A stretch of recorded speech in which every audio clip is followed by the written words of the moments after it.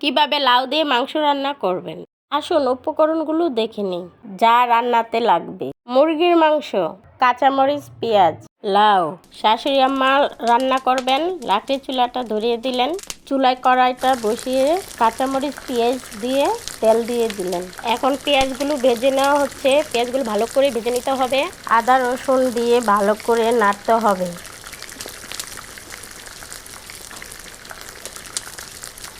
পরিমাণ মতন লবণ দিয়ে দিলেন, তারপর পানি দিয়ে দিলেন।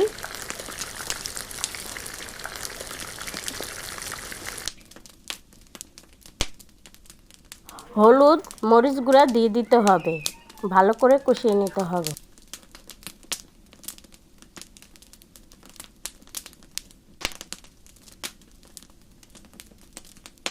মশলা কষানো হয়ে গেলে মাংস দিয়ে দিতে হবে। মাংসগুলো ভালো করে নেড়ে নিতে হবে।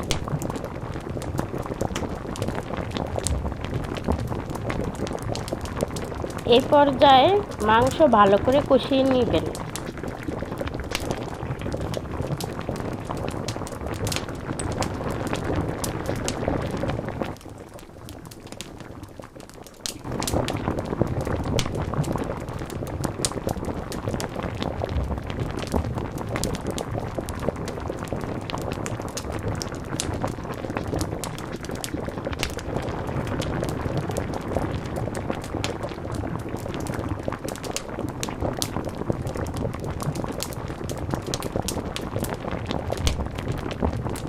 কষানো হয়ে গেলে লাউ অ্যাড করে দিবেন। লাউগুলো মাংসের সাথে ভালো করে কষিয়ে নেবেন।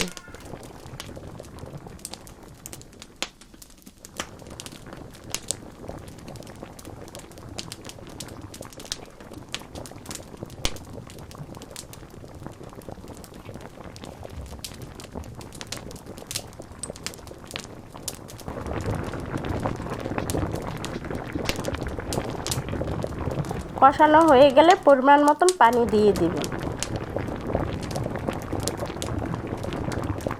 লাউ মাংস সিদ্ধ হয়ে গেছে, রান্না প্রায় শেষ পর্যায়ে।